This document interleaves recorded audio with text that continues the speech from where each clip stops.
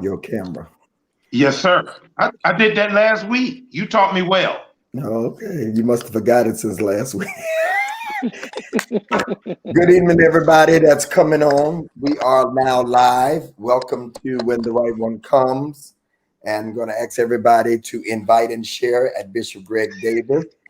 Somebody came right on saying, I needed this. I need this. Welcome, everybody.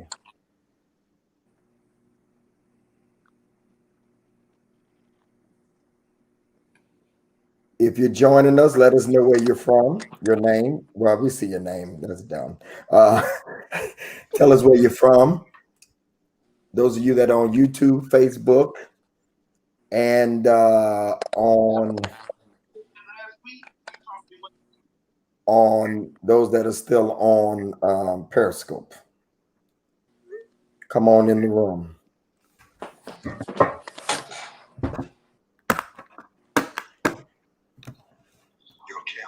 We got questions sent last week from the ladies. Yeah.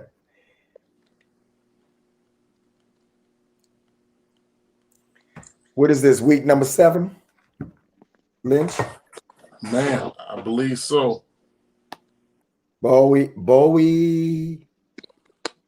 Maryland, North Carolina, Somerville, South Carolina. That must be Prophet's area.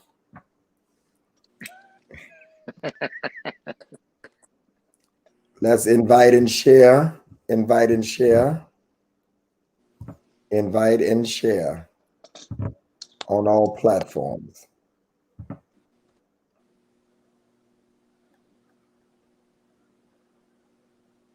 Hey, y'all from Jacksonville, Florida, currently in Orlando. All right.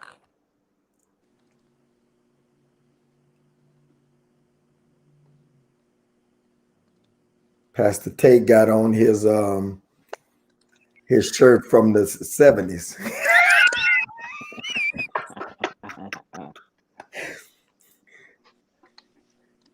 Stand alive. I wore enough Gucci on here, so I thought I'd humble myself. You know, that's so nice of you. I just been wearing hoodies. That's all I know to do. Yeah, that's because you save your good clothes for the word. I ain't worn no good clothes, man. Hey, y'all, I ain't put a suit on in 6 months. You black. You need to put the clothes on, bro. You know what? No, I take that back. I did one taping for Sunday just to feel. Yeah, I might do that next Sunday. Yeah, y'all preachers need to put on church clothes. I don't understand. Such an old man. I'm getting ready to be old school. Y'all be such an old man. Y'all be too loose. You know, Lynch preaching in jeans and them Black Lives Matter shirt. That's okay. Put on your suit, preacher. Well, we know one preacher on it. I did yesterday, Tate. Bishop said we know one preacher on here. At the bottom, we know he puts on the suit. Every time he goes before the sacred desk. Just one time, Bishop. Say, yep, Tate early tonight. We already. He was summoned. Hey, Tate, you have to go back and look. He didn't know I was on. You have to go back and look at Lynch's Sunday service. That boy was sugar sharp. Not that I'm saying it just right. He took it all the way back. He had on a white cap. He had a white cap on and some white shoes. What color was the suit? I don't know, man, but I don't know. He was June Baptist Convention ready. June Baptist. Not September. Yeah. He was Congress ready. I have never seen Tate preach out of a suit. He always dressed. I never seen it either. Me neither. I love to preach in suits. I love to. I just love to put on a suit. I just don't feel comfortable in preaching and stuff like this. I just don't feel. I don't know. It's just me. I'm trying. Right. Well, let me tell you this, and I'm not just smoking your preacher talk. You preached I caught you at the Church of God in Christ at Porter's. I saw it on TV. Didn't he do it there? I was like You my did that, grandfather. bro. I was like, you cut me off too soon. It will Go air for it. next week. The rest of it will air next week. Oh, So he's I gonna got have part 2. yeah. So I Okay, get good. 2 weeks on television. Oh, good. Well, no, you got 3. You got 3 times. Yeah, I got 3 times on. Yeah, I did. I say your stock is up. Good evening, everybody. We're just talking. Good. Welcome to the 7th edition of When the Right One Comes with these men of God, all single men of God, single because they're not married to anybody. So they're single until they file taxes with somebody. So they're single. And so tonight we welcome back Prophet Orrin Perry in the red light, with the red light, comedian Broderick Rice, Pastor Carlton Lynch, Benton Harbor, Michigan, Frank Ray III, Memphis, Tennessee, John Terriers Tate, Memphis by way of California. Right. Right. And the Reverend Doctor, the Reverend Dr. Days, Pastor Herbert Johnson, the man of God. Bless you, doctor. Bless you. See that? See that? We got all ages, all creeds. So I want to start off with a non-question that came from the women. We've been in this house for 6 months now. Yeah. And we've all had moments. Have y'all, any of you all can answer this? I'm not gonna pick on nobody. Have y'all had any single moments in the house? Seriously, have you had any single moments? I know we've asked this before, but I want to go back now that we've 7 weeks in. Do y'all have single moments where you be like, how did I end up single right now? Are you still having them? Hey, Tiffany Boone, are you still having them? Or have you just kind of adapted to that? This is just the way it is. Who want to go first? Yeah. I love the way you say this sometimes, Bishop. You say it depends on the day, the moment, the hour. So it's not all the time. Because many times we're doing things, we're active, but when we slow down, that's when it can hit. I have single moments. So you're saying when it slows down? Yes, sir. Okay. That's good because that's what I've said. As long as I'm doing things like this, but when I stop, then it sets in that I'm here by myself. So yeah, go ahead. Anybody else? Lynch? I think for me is every Sunday when we're done doing church, whether in person or live, when the excitement of watching people tune in to our various services, and when it's time to have dinner but ain't nothing cooking at the house. I think that's the time for me. Ray? Yeah, he hit me on Sundays too, to be honest. I put on Facebook last week that I was gonna start taking applications for a brunch bay. Last week. Sure you got some takers. Oh, yeah. He didn't say no. But yeah, like Nick said, on Sundays is when it really hits you. You see everybody else kicking it with their families, their wives, doing the family thing, and it's just you. So yeah. And then I think about when I go on the Riverwalk and run, I'm downtown, and when I see them holding hands and all lovey and all that stuff, I'd be rolling my eyes. I'm gonna just be honest. Go ahead. Go ahead, Tate. For me, as I stated on, I believe, the first or second show, if I knew this thing was gonna hit like this, I would have just took my chances and just married another woman quick, fast, and in a hurry, and said, "Hey, we in it to the end, and just be stuck to the end." And because this year is for the birds, because I be looking, I'm like everybody else. I be looking at people on Facebook, and I ain't no hater, and I'm not jealous, but I'm saying, why are they posting this mess? They need to take this stuff down. And sometimes I be want to report them with they bays and boos and baby daddies and baby mama. Because I'm sitting in the house saying, okay, it ain't nothing to do. So I read the Bible. I read the Bible. You was doing all right till you lied at the end. Y'all don't listen to them. I got my black Bible right here. Right here. You still carry a Bible. Yes, Lord. Y'all preachers preaching off them iPads. They shit. Absolutely.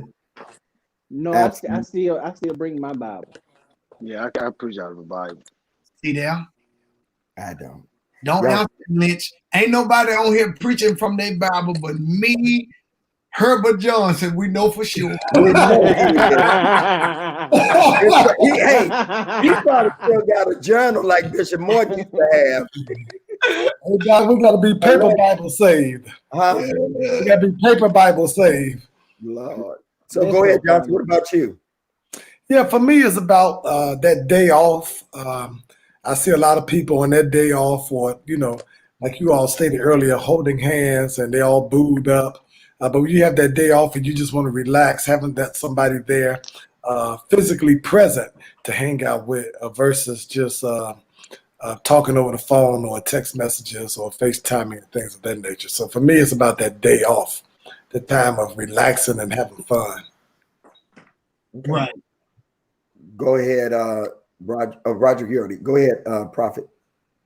Yeah, I think it's Sundays. When we have done everything we are called to do, after we go home, it's just that chilling moment where you are in a space that, you don't have, the phone don't ring, everybody else go home to their love, and you sitting there at your crib or wherever you live in your own space, not having anyone. So I agree with the fellas. You know what I mean? It's when your addiction has been fixed, being busy is over.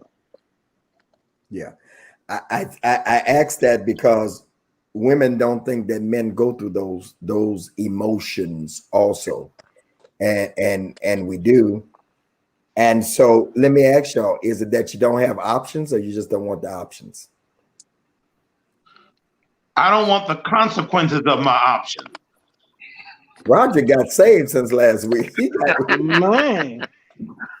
That's good, bro. that was good, huh, Ray? That was good. He's different, ain't Yeah, Oh, talk, Brother Rice. that's right. What I think everybody could agree, perhaps. There are options. You can call them; they'll be there.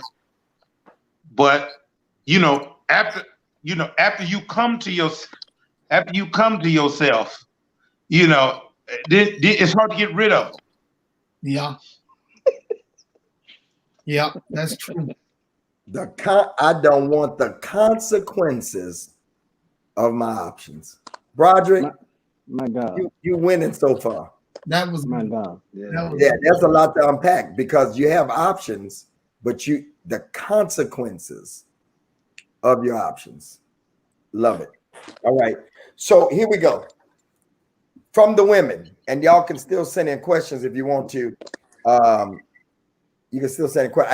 I need everybody on here to share this and say that you share. Just say share, everybody. And thank you, Kenyatta, for the seed that you sowed already. Appreciate you. So is it true that men give women tests in the beginning? Number one, do men test women when they first start talking to them? And name a test that men will give a woman unknowingly. In other words, he don't tell her. Like you say certain things to her just to get her to say a certain thing and see where she's at. Is there a when the right one comes test? Thank y'all for sharing. Keep doing it. I honestly think we don't give that kind of test unless, it's somebody we heard about and we've been trying to get at her. And somebody else done told us about them. And we say, okay, yeah, let me see about that. Let me check on that. So I don't think it's so much in the beginning, but it's over a period of time. Because honestly, when you meet somebody and nobody knows y'all talking, you have absolutely no issues, no problems. But as soon as you start talking to an individual and people find out, that's when so much is brought to you about them. And that's when the testing time comes. Because you trying to figure out, all right, I ain't finna be no fool for nobody, so let me see what's up. Let me go around this direction. Or I'm saying, you approach things differently. But I don't think we start off with the testing in the beginning. But I believe women do it to us. Have you ever given a test before? If so, what? Have you ever or no? No, I can't remember. And you're saying that maybe we should. Mm-hmm. First of all, I'm gonna see if she's gonna test my patience. That's the first part. Okay. Patience runs on to the next. Who's given a test before? Who's tested before? Frank looked like he would test somebody. Oh yeah, brother. See, I have a bit of discernment. I want to see. I want to see early on if I can trust you with my personal space. I want to see early on. Do you talk a lot? Do you run your mouth a lot? Early on, shouldn't too many people even know we talking? Yeah. Like I want to see, are you trustworthy with my personal space? So and then I want to see if you're trustworthy with handling me outside of the platform. So I might just throw something off the wall. Some I don't even necessarily believe Bible wise, and just throw it out there and see how you respond to it. And see will you say, and you supposed to be a preacher, or will you say that's interesting? I want to see how you handle me thinking differently than you thought I would think. Because that says a lot about you to me. All right. Yeah. Anybody else tested? Yeah, I'll do that. In the beginning, especially because they see the preacher, but then it's the man. You want to know, the God man versus the man of God. And so I test to see if they can handle my humanity. Whether it may be, something as simple as, as Frank just said, something that's not even biblical. You could just say it, and based on that conversation. Another thing is, I test based upon how their conversations with friends. How they converse with people around them. You know what I mean? Because if me and you start talking from Jump Street and everybody know everything already, something wrong all out the gate. So I think that's what I do. I kind of test from Jump Street regarding trust. Can I trust you with this level of intimacy, as far as my personal space, as Frank said? Yeah. Yeah, I agree. I agree with Dr. Ray as well. Not so much from the perspective of testing, but I will make statements or give comments and listen for how they react and respond. For an example, my political thoughts outside of the pulpit, or some of my opinions as it relates to culture outside of the pulpit, how they will respond to some of those things. So that I've done that. Yeah. Okay, so everybody, mostly everybody has asked, and maybe we should. Somebody just asked, and somebody just said, "I can't believe all y'all single. What's the deal?" It's a choice. Yeah, it's been a choice. It's been a choice. Definitely a choice. Yeah, it's been a choice. Okay, It's not by force, I promise you. Yeah, I'm single. Everyone on this phone, our singleness is a choice. everybody, even the old men. Yeah. Seriously, yeah. So listen, to tear more into that, and this thing come from the women, but I added this. When you meet somebody, y'all, I want to start with Johnson. Lynch got a call that he's dealing with. There you go. When everything all right, Lynch? Yes, sir. Yes, sir. Okay. When you deal with somebody new, and transparent moment, I did it when I married Pastor Kim for 20 years. We did this because we were in the same city, we were in the same circle. Do you want to know, as men, brethren, do you want to know everybody that they've dealt with before? Hold on. No. Because you're in that's saying somebody that's well known in the church circle like you. Because you don't want, I'm gonna get very true. You don't want anybody walking up and say, "Man, you know, me and your girl, you know." Do you want to know before you find out from somebody else? Is it good to talk about all that? Who they talk to? I don't want to know everybody you dealt with. I want to know, is there someone around me you've dealt with? Because there's a difference. There's a difference. Have you? I mean, I don't know if we can use this language, Bishop, but I want to know. Have Definitely not when we go to Zoom. But go ahead. Yeah. Okay. So I need to know if you didn't smash one of the homies. I need to know. I need to know if you because that changes some stuff. Yeah, bro. Yeah. So not I don't need to know everybody, but I just need to know if you dealt with someone in my immediate vicinity. Bishop, I'm gonna be honest. It's always been my preference and practice not to select anyone from the circuit or their circle. So that way I don't need to know because they don't exist. Pastor Jay, what if you don't know though? That's a different ball game, but most of the time, that's a different ball game. But most of the time, I try to avoid the circuit. I don't want nobody talk to anybody that's just as popular as Tate. I want to talk to nobody just as popular as Tate. Okay. Who else? Bishop, this gonna be very fleshly. I only need to know if in fact whoever you was with, y'all did something and it was real good.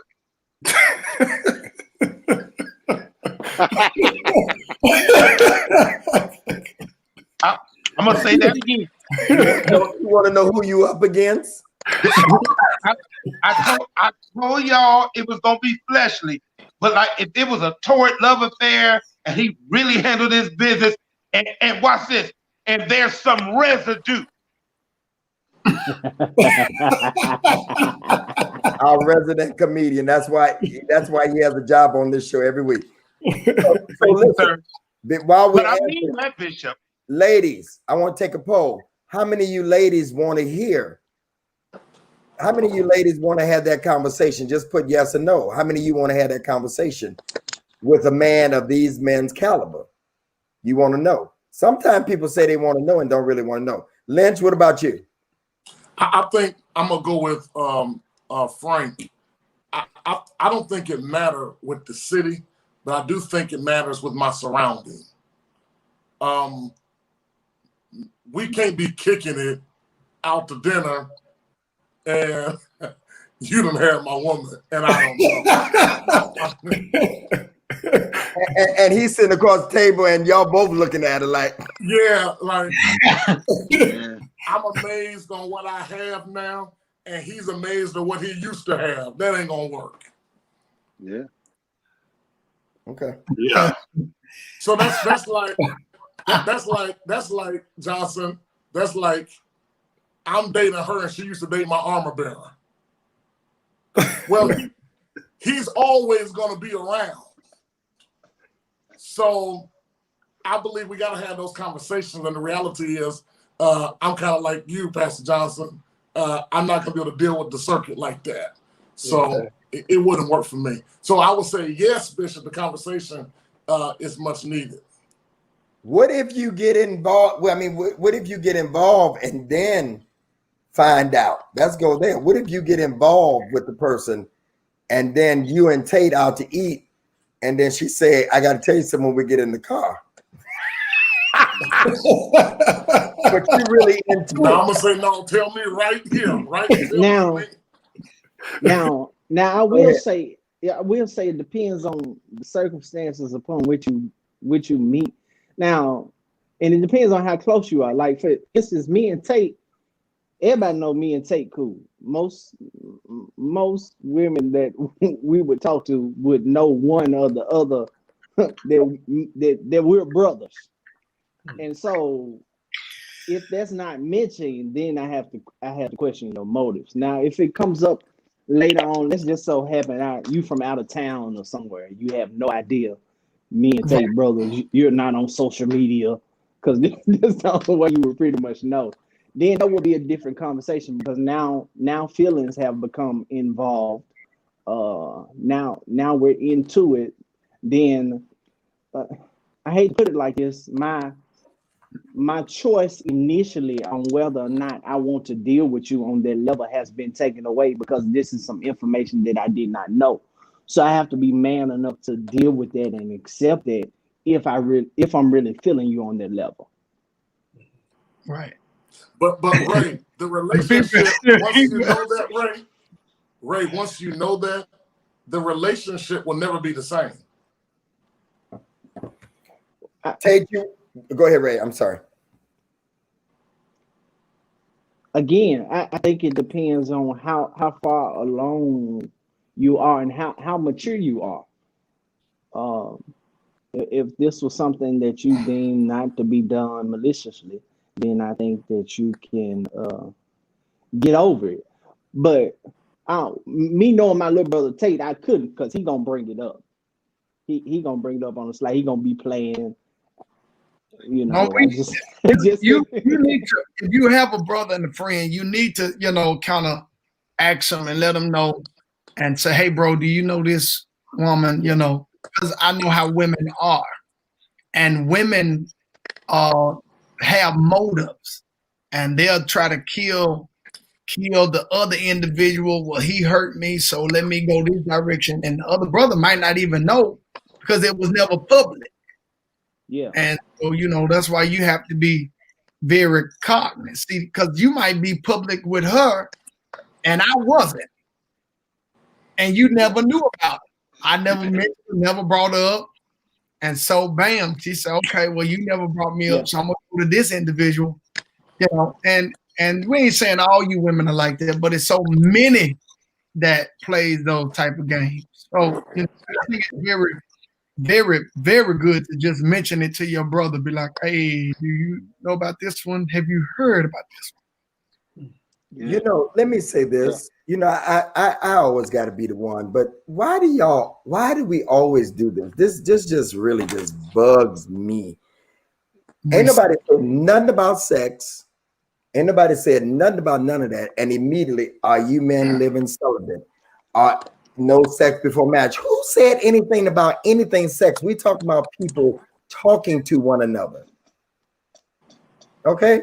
Well, that just show you how carnal-minded people are, and that's what their minds are. Yeah, they put in mind. So I would have to agree with that today. Yeah, that is, because that's where y'all going.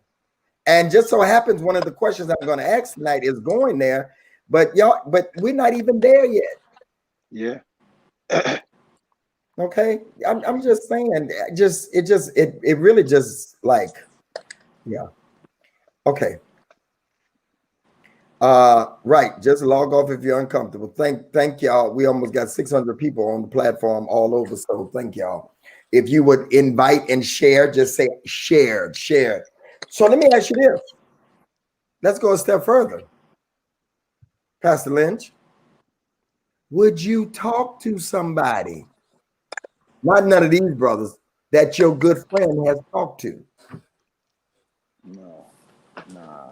Is there, now let me finish. Is there a man code that you don't talk to somebody? You could miss out on somebody that's good for you just because your brother it didn't work. Would you do that? I'm just saying. For me, Bishop, I would think, again, it has to do with the relationship. Are we saying this is my good friend, this is my brother, this is my ride or die? You tell me what, so you got boundary, you tell me what the limit is. You talk. I feel like this, Bishop. If me and her met on, on an honest lane, we didn't know anything. I didn't know anything about it, and it finally came up. And I think one of you all said it, and feelings then got involved. I possibly would continue the relationship, but I definitely would have the conversation with my friend, my guy, and so forth, because I don't want to miss out on something that could be good for me just because it wasn't good for you. See, I was raised that you don't go behind your brother, period. I don't care what it is. You know what I mean? I don't care what level. She can be fine as wine, as they would say. You don't track behind your brother. You know what I mean?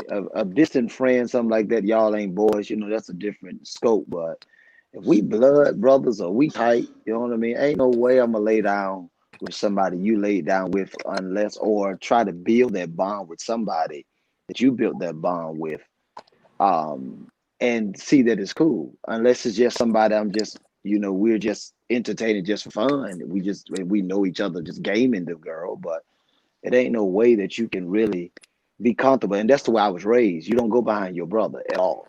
You don't go behind your brother. Now, if I was a sinner, Hey. if I was a sinner, if I wasn't saved, if I was a sinner, I wasn't saved, and I wasn't reverent, me and the bros would have to have a discussion. Say, what is she? Is it somebody you want to be with? Or what was your level of commitment to this individual? And if I was a sinner, but I ain't no sinner no more. Hallelujah. I'm saved by grace. So I know how to treat this individual. But since I'm saved, if my brother too much didn't deal with you, you really ain't gonna want to deal with me. Because we almost just alike. Like, let me be honest. Every woman that come after me just about went out to trade. Every woman that went out to trade came out to me. When he's saying Trey, he's talking about me. They don't know me as Trey. Frank the third. Yeah. Okay. And listen, if he broke their heart, they was gonna try to get back at him by getting with me. I'm not saying you broke their heart. Women don't do that, do they? They do. But I'm just saying, hey, women don't do that, do they? No, Ray ain't gonna break no one heart. No.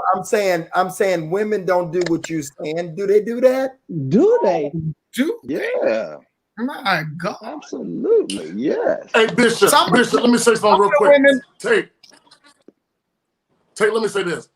I'm under the impression that Bishop is saying, I didn't know anything about you and this lady. I met her. I said, No. I said you set. I said you set the boundary. However you wanted to take it. Right. Either yeah. way. See, I think it's different if Tate is dealing with a young lady and they break up in February, and then 6 months later, I'm with her, and I know that relationship. I'm under the impression I don't even know they've dated. I don't even know they knew each other. I'm now finding out. Am I gonna break up with her that's because different. Of what I'm? That's what I'm. No. That's different. So Perry, I understand what you're saying about the brother code, about that's my guy and all of that. I'm under the impression we on like the first question we dealing with in a sense if it comes up in conversation like, oh, you dated no, I think that's different. I'm not just gonna break up because of something that you told me and now feelings are involved and so forth. Right. I'm gonna ask that question. I find out my feelings go from like this. It just leaves. It's like, are you okay? Yeah, we know what to place you, ma'am. Broderick, read that, answer that for her, and everybody. Let me announce again. Broderick Rice is a comedian also for years. Okay, so but I'll let Broderick answer that question. Okay, I think the question is, what did Brother Rice mean by I was good? He wants to. I can't even, for whatever reason, I can't see the question good. What did Brother Broderick mean? If it was good, he wants to know, and if there's residue, was he referring to good conversation or was it a joke? Was that a joke? Oh, no. I was very serious about that. Now, keep in mind. I love you, Broderick. Thank you. One of the things I have learned, intimacy does not always include sex, but sometimes it can be more powerful than sex. I'll say that again. Intimacy does not always include sex, but sometimes it can be more powerful than sex. Come here, Samson. Come here, Samson. The Bible never record that they ever had sex. Sometimes we do, but there was something about how she listened to him, the atmosphere she set for Samson, that this man gave up his hair, his eyes, and ultimately his life. So when it comes to that, there are sometimes where even just the intimacy, the talking, the time, the environment, even over a phone, man, to where there's no sex. So, when it comes to, now I would never date anybody. Like if I ever found out, even in conversation, that she had dated any of you on this program tonight, gentlemen, I'm done. That's too close for comfort, right. For me, because for a plethora of reasons, as I said, I don't want to compete with the thoughts connected. I don't want to compete. And then too, I know pretty much everybody on here, if y'all dealt with them, y'all treated them real good. If Pastor John Terrace took them to Mastro, he took them to the rooftop at Waldorf Astoria. I know Prophet Oren Perry, and I know you, Bishop. I know you top quality, personally. So my ego is not set up to be in competition with that. And then there's a level of respect I have for the presbytery. But let me say this. He is on it tonight. Let me say this. And again, y'all, everybody just keep automatically be going.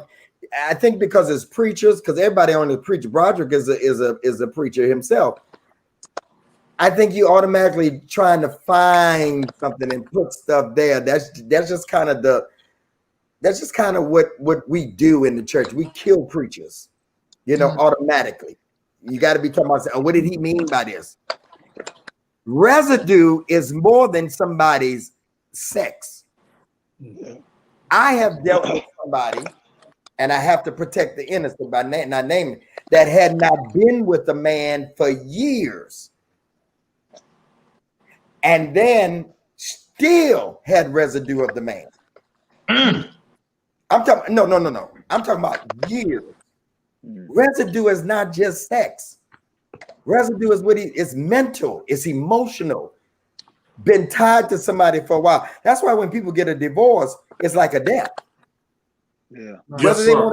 Whether you want to be with them or not, it's like a death.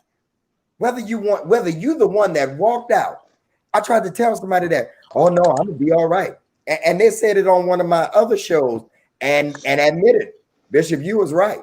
I told you, no, I'm gonna be all right. And then that thing hit me when that gavel go down and says final. Yeah. It's something about that gavel that does something. You going and then you be like, it's finally. John Terry, look over here. Don't be trying to get off this. I start reading, and especially Bishop. John Terry don't like these serious situations. He don't like when he talk about, dang, I should have been late tonight. Yeah, go ahead. It's definitely feel like a death, Bishop, when there's a child or children involved, because now you have to deal with this person whether you like them or not. Absolutely. For the rest of your life or that child's life. And it don't matter. And it ain't over, John Terry's, when they're 18. It's not. You're forever. When they get married, you got to sit there and look at them. Absolutely. When they have kids, you got to sit there and look at them. Right. Me and Pastor Kim get along well, but we still are in my youngest daughter, who's 26, we still involved in her life together. So yeah. So let me go here. Would you be willing, gentlemen? This is a question from a woman. This fits right in right now. To talk to a woman who went through a divorce, a bad one, and she's starting over again. Good woman, you're attracted to her, beautiful woman, but she's starting over again, and she's gifted. She has great potential. She lost some stuff through the divorce.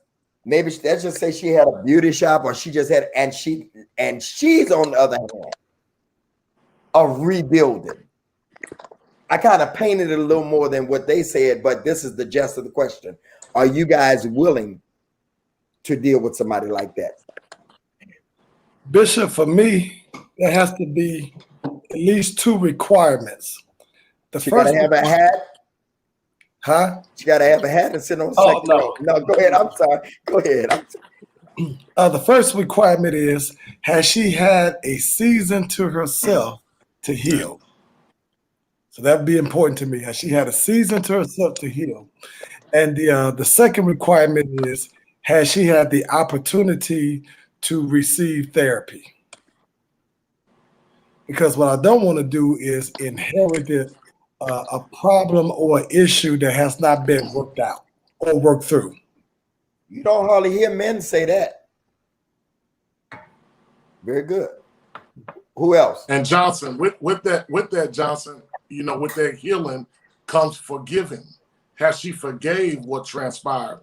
Because in return, if she haven't forgave what transpired in the last relationship, you're going to take it out on the new relationship. Exactly. Yeah. Anybody else want to deal? John Terrius? I don't have nothing to say. Would you date somebody like that? I would, because we're both be starting over. So we both got a clean slate. So I would most definitely date somebody who starting over, lost a couple things, and I most definitely would, and would cheer her on. I think some of the areas is that we be trying to figure out, is this person healed? Is this person going? instead of just taking out the time. Sooner or later, you're gonna see if somebody is healed or not. You know what I'm saying? Because at the end of the day, as much as she needs to be healed, you need to be healed. And I think we put so much responsibility on the woman and don't put enough on ourselves. You know what I'm saying? She needs to be healed, but we also have to be healed because she might be out of the phase of being whatever it may be. You know what I'm saying? And yet we might be gravitating to something that is not what we need and what's healthy for us. So if we both start knowing, I think we both need to make sure that we're healed. But I don't mind starting over with anybody.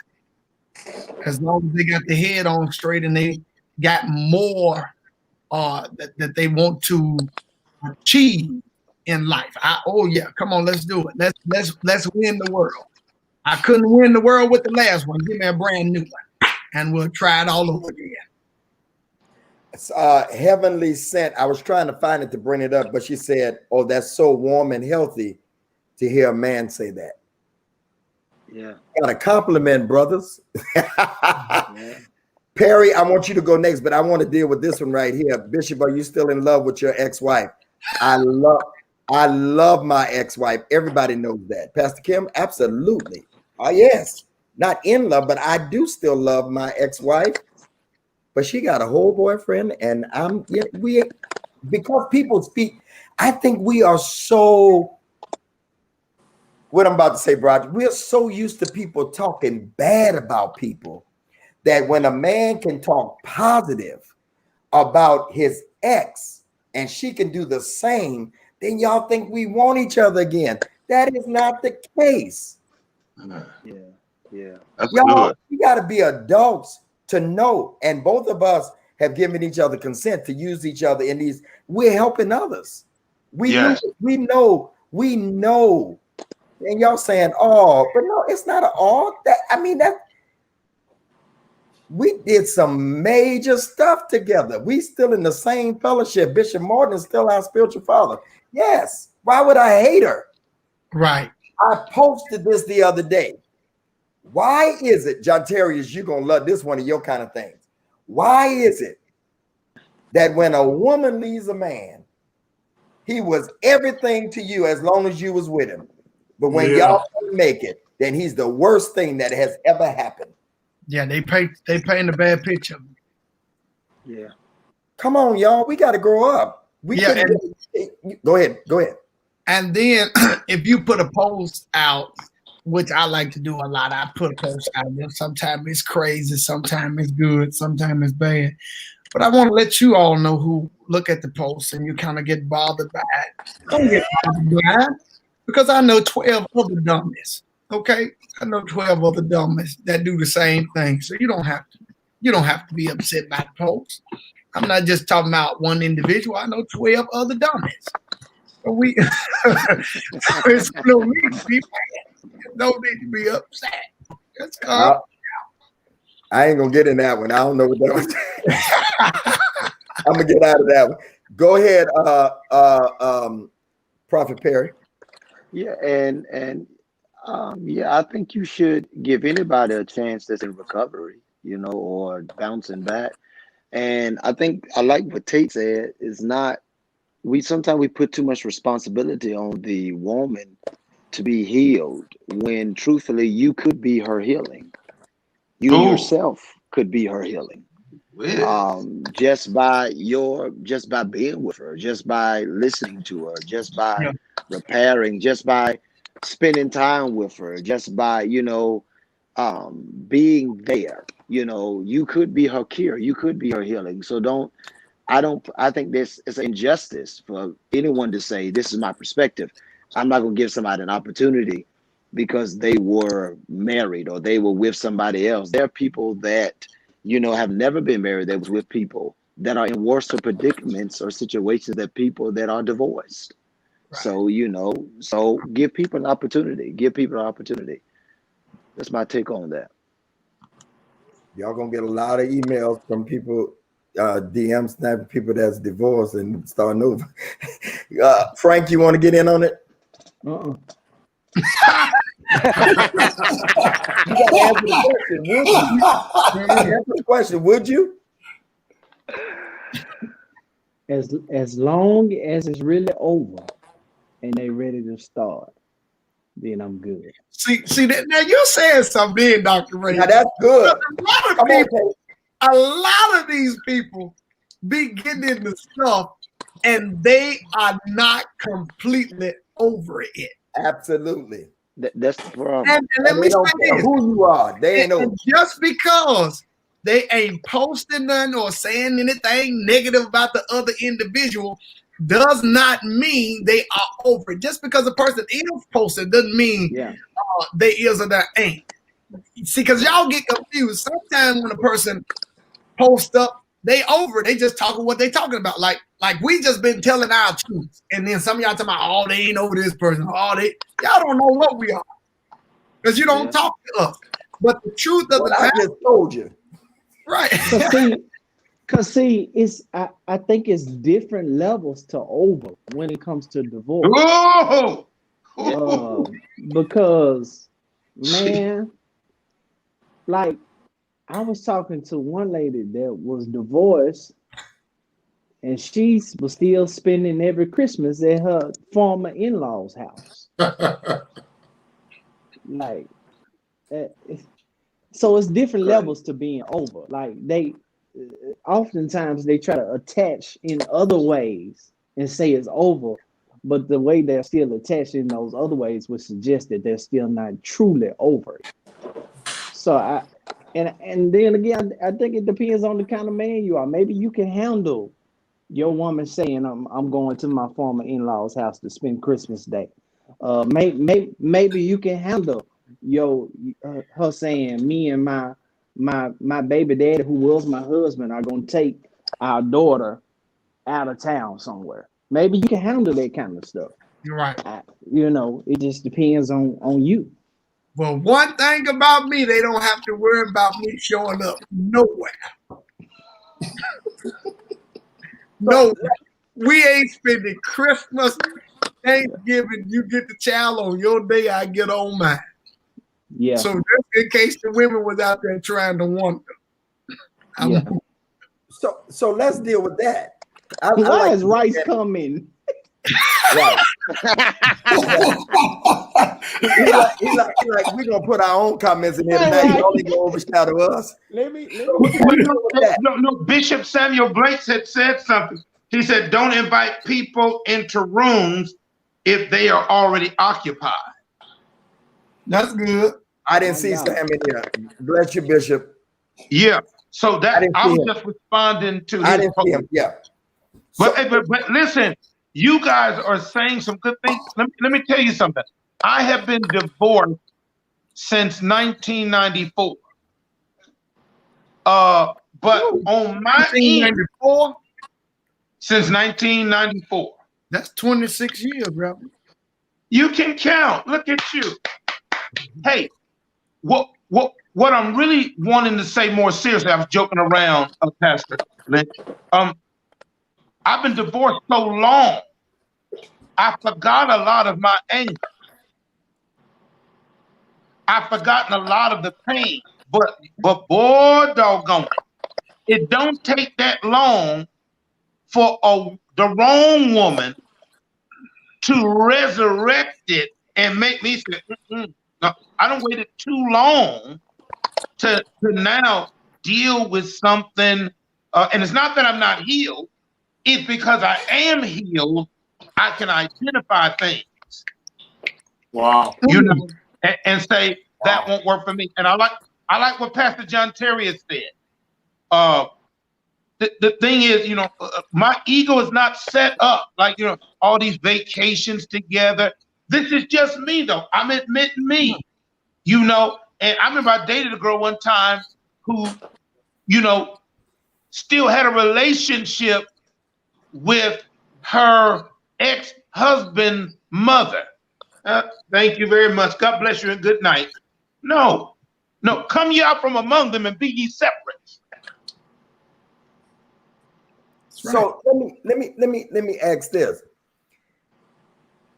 When what if you date somebody new and Carlton,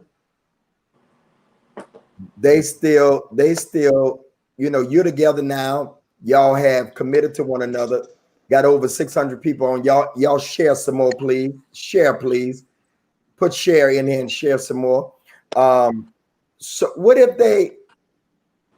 you trying to establish something every time it's a holiday or every time it's a special day, they always want to go to their families and y'all trying to establish something? Have you ever been in that situation? Why you laughing? Take, you been there before? I need to get off this live because it's bill. Send me a seed, send me a seed and I'll be quiet. Just send me a seed. Am I beating you up, Tate? You beating the hell out of me.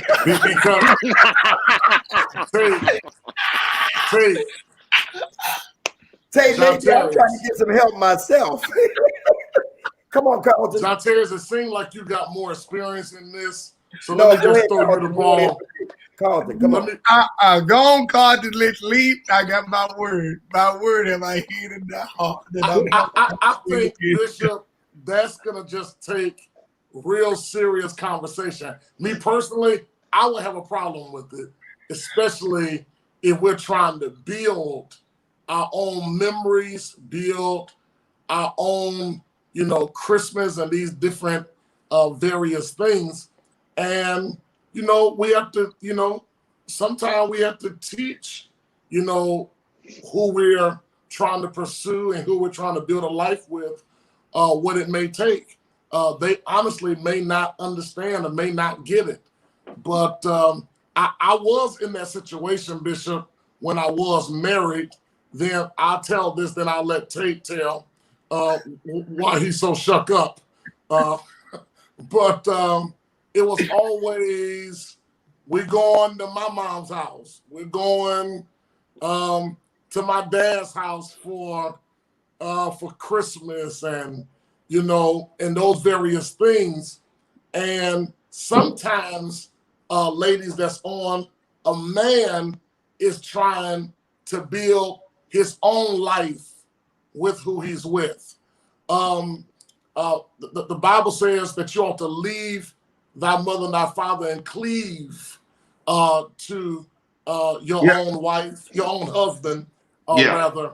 And I think that can be a problem so much, Frank, that you done brought me around these people so much. Now I'm starting not to like them, and they ain't done nothing to me.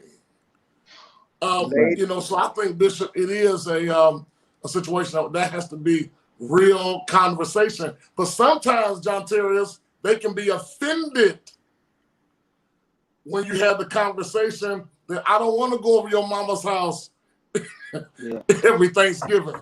Perry, I want you to cook and build our own Thanksgiving dinner. Right. So I think you got to have the right. A man wants to build his own family. Yeah. Y'all listen to us. Y'all listen to us, please. We're trying to talk to y'all ladies. They don't want to go over to, we don't want to go over to, we want to have our own stuff. And then even if we have our own stuff, we may not want to invite them. That's big facts, Ray gone. We may not even want to invite them. We want to build our own. We may want to go out of town, out of the country, and build our own memories. Tate, what's wrong? I'm just holding the word, y'all. I'm just holding the Bible. Because I know if I hold the word, you hold your peace. The word will hold you. I just be quiet. Because ain't nothing crazy. Anybody else want to add to this? Oh, let's go to something else. But did I speak for all of us on that? Yeah. Prophet Perry, you don't have nothing to say? My God, today. Y'all just say ditto, Bishop. Just say ditto. Y'all agree? Bishop, you Bishop. If I couldn't say one word, I'd be away my head. No, we don't want to do that, man. And then let me tell you something else. Ladies, let me help you about these kind of men right here. After we done been bothered with people all year long and all the time, we just want to sometime be with the one that we want to be with without all that, because we done been with all the folk. And then you're going with folk. In my case, you got folk handing you books at the gathering. Hey, Doc, I got my book in the car. I want to be on the show. We just want to go somebody. We want to go somewhere, and I'm being serious. We want to go somewhere and be normal. Yeah. And half the time, the folk that you at the gatherings with, the folk don't like you because they think you're more than what I'm telling you. It's just so much unpack. Y'all listen to the men. Y'all listen. We talking. So maybe this ain't the kind of Okay, so I got a question from a woman. Bishop, you ought to really stay right there for a second, because you said something. Most of the people that you're bringing us around don't even like. Why would you want your man to be in a situation or an environment that he's uncomfortable? Now you believe in that John Terry is stuck up because he ain't saying nothing. I mean, the reality is maybe we're not comfortable just being around people on and on, your family, your girlfriends, your people. So I think that boundaries have to be set in place early on in the relationship. My brother from another mother, Bishop Samuel Blake, said, and he means this, I'm not going to, and I can see his face. I'm not going to do it. I'm not feeling it, period. I can see his face. He doing like this. All right. Okay. Let me answer. This is very important. I want to skip over some other questions. Go to this. I'm not going to tell you who it's from. This was sent to me just now personally. Text me. Didn't want to. Well, no. Maybe this was addressed on another episode, on a previous episode. All the preachers preferred women with children or women who are not preachers. Wait a minute. All the preachers preferred women with children or women who are not preachers. No, For a woman like me, no children. Oh, I got it. Y'all did say that on another show. For a woman like me, huh? They did. Hold on, Bishop. That's not what we said. I did not say that. Lynch said that. No. Right. No. I said they're not the preacher. What was said, Bishop, No. is that from most of our experience, we have been treated better and we are more comfortable with women with children. That's what was said. Not that we prefer. That's y'all talking about the children part. Okay, I got you. Yeah. Okay. Thank you, Frank. Yeah. For a woman like me, no children, preacher, balanced, has financial and credit stability. What is the turnoff, if any? Is that a turnoff? Y'all want me to read it again? No, we got it. We heard it. Listen, Bishop and gentlemen, the problem really tends not to be as much about what a woman has or even her calling, except for Pastor Johnson, if she's a preacher or a prophet. The question is, can you, watch this, can you submit that up under us? Or are you going to use it as a weapon against us? What did y'all do to Broderick before we got on here? I told y'all this Bible is working. Lord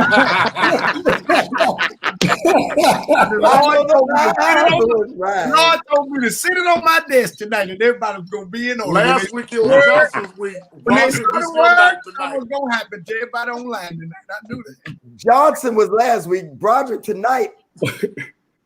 You got frames in those glasses? No, sir. Oh, I thought you had got saved. Okay. So y'all, what do you say to her? You agree with Broderick? Now, I do agree with Broderick. I do. Yeah. I That's really the main do. thing. It's good that you got all of that. Your balance, you have financial stability. You're called by God.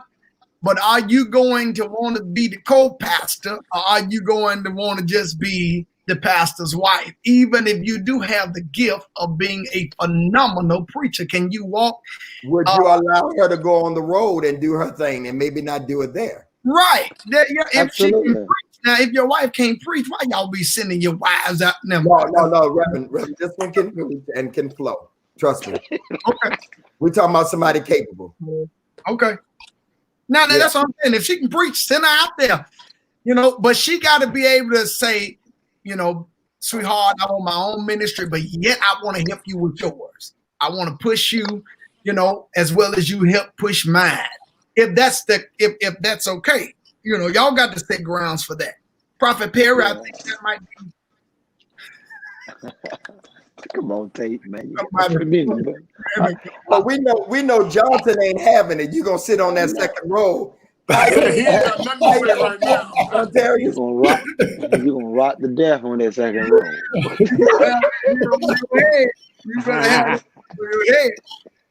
So they said they would be willing to do what you said, Broderick.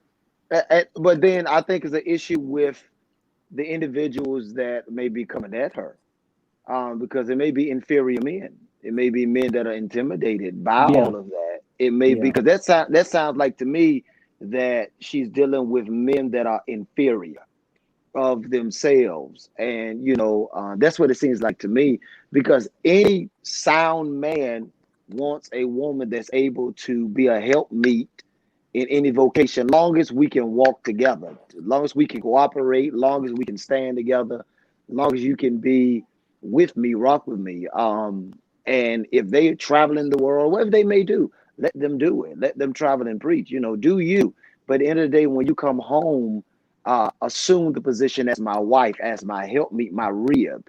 You know, and that's amazing. I think that it's an issue with the suitors, if you want to say the gentlemen that may be coming at her. I think they inferior. You may be dealing with inferior men, insecure men, and that's what it sounds like a little bit. And I've seen. Go ahead. Go I just want to go ahead. I just want to say this, women, if you are a preacher, you ain't got to date another preacher. Go get you a regular man. Look, that's what I was just gonna say. I was about to say, get you a mechanic. I personally know some women who are extraordinary preachers and doing well. One of them doing well in pastoring. Shout out Latrice Ryan. Shout out Tamara Bennett. Sister Bennett is pastoring out there in Sacramento, California. And they have a good thing, her and her husband. Yeah, Latrice Ryan is from here, but neither one of the husbands are preachers. No. So I don't. Is she saying she wants? Is the appeal not from preachers? I'm trying to understand. No, she's saying based upon what we've said, Frank, that does that count her out based upon what we've said about the children and prefer not a preacher. Now I have said that, but if that's what I end up with, that's fine. But it has to be a different dynamic than what I've had in the past. I want them to do their thing. I do my thing. We meet back at the crib. I'm not necessarily looking for a co-pastor. Pastor Dana's on here. That's my daughter for almost 30 years. And that's she. Yeah. I mean, they can fit in. So I'm not going to push I'm not going to say I wouldn't, but I'm just saying it would be a different. I'm looking for somebody to cooperate more than anything. Like Sam said. Yeah. So you're saying a preacher is not your preference, but it's not. And y'all asked Johnson this the other week, and you said, "What if?" I think Carlton said this to him or Tate. What if she becomes a preacher? Well, I can't do nothing about God calling you while we're in, but the dynamic. Here's what I'm looking for. If you can be a preacher and still love me and still take care of home and do what Broderick said, submit yourself, and I'll support you. Like I said, go on the road, go do whatever you're going to do. I support you in ministry, but I'm not looking for a co-pastor this time. I had that for 20 years. Right. Bishop, and ask this question. I'm at a different place. I need to know if you're in love with me this time rather than all the stuff that we do. And Bishop, No, Here's my it's question. not. I'd like to, Hold on. It's not biblical. Go ahead. Bishop, I was going to ask you and the gentleman, why do you think it's, we asking all these questions. It's almost like we got to defend the order that God has already set. We got to defend the order that God has already set. Listen, God took the woman from the man, brought her to the man for the man. Why do we keep having to defend that particular order of God? If you really want to show how anointed you are, listen, ladies, catch this. Pass your ikororobo thunder and all your prophecies. That's wonderful. But how you gonna want good men like us, but you don't want to do what it takes? It's like we giving you the answers to the test, but you want to see how you can cheat around it. Brother Right, I'm shooting him tonight. Brother Right. Right, got all tonight. What's in that cup? That Bible, Pastor John Terry, the word. I think if we get back to it, we won't have all this chaos and craziness going on in our world and in our church and in our homes, and pretty much each of us can stay married. You got saved at Porter's Sunday.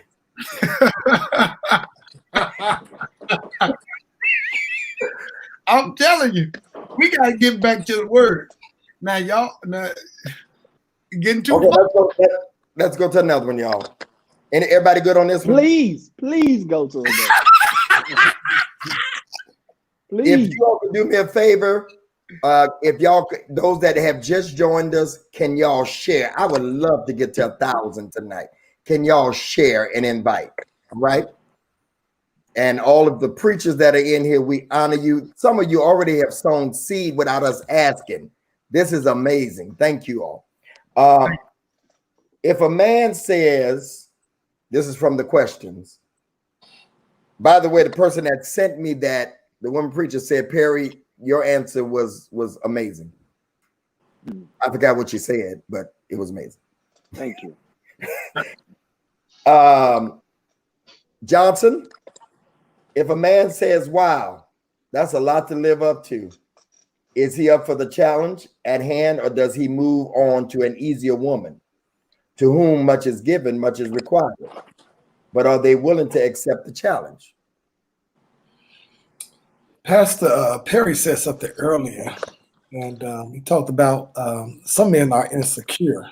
I think that if you are secure in yourself, you are secure in your anointing, you are secure in your manhood, accepting that challenge won't be a problem. Okay. You know what, Tiffany? I don't know if you're playing or whatever, but you know what? I respect your honesty, okay? I respect your honesty. Go ahead. Go ahead, Carlton. Are you up for the challenge? How far do you, I mean, William Murphy said, I'm chasing after you. How far do you chase a woman and the challenge? Because sometimes, it gets to be a little bit, I don't chase, brother. I communicate. Okay. What did you say? I don't chase, I communicate. Once I've communicated my desires towards you, my intentions towards you, it's up to you. The ball is now in your court. I'm not going to chase you. I got too much other stuff I'm chasing to be chasing you. Yeah, I agree. I agree with that, Ray. I think that once she knows where you are mentally, emotionally, I think that's just where it is. I'll chase a woman if she's walking, but if she's running, I got to stop. Oh! Yeah. If she's walking, boy, y'all ready tonight. And since Tate got the Bible says that that the Lord chaseth whom he loveth, which means that he's in high pursuit. But it's one thing to be walking or strolling, but if you're running away from me, I think that's another thing. God, Yeah, I think she has to want to be caught. You know what I mean? Nobody's gonna. This ain't no marathon to the place. I'm exhaust myself yeah. and lose who I am running behind you. As Frank said, I think Ray said it best. We communicated, we put our expectations, our desires out, and that's it. And you know, if you want to be caught, you know, those words should catch you. That I want you. That Yeah, should get you. the critical question, people, that we must ask ourselves: is she worth chasing? That's what we That's good too. first of all got to ask ourselves: is this individual worth chasing? Because if I'm going to chase you, pursue you, whatever the wording you want to word it, is this individual worth it? You got to ask yourself that. Because you're giving your greatest commodity, and that's time. Right. Yeah. And time don't need to be wasted. And I think it's a lot of time being wasted. It is. And If how you're not Corona is interested, taking people out, you Go don't ahead. know if you're going to be here tomorrow. And I'm going to waste my time chasing something that wasn't worth chasing. Mm-mm. Okay. Anybody else want to add to that? Okay, Nate. What keeps a man from the questions? We had a bunch. I'm gonna put up those of you ladies that are here. If you want to ask questions for next week, then I'm gonna put the email address up. What keeps a man from approaching a woman if he's interested? Do they feel like they may not be enough? That's a range of things. It could be based upon the individual. You know, the man could feel insecure. It could be that the woman is too forceful. You know, it's kind of, there's nothing wrong with approaching the female. It's just that, you know, you kind of and I don't want to say the alpha term, but if you two, if the word alpha quote unquote use that loosely, then you know a lot of times I think that's a turn off too. And then it's based upon his personal preference. It's all about personal preference.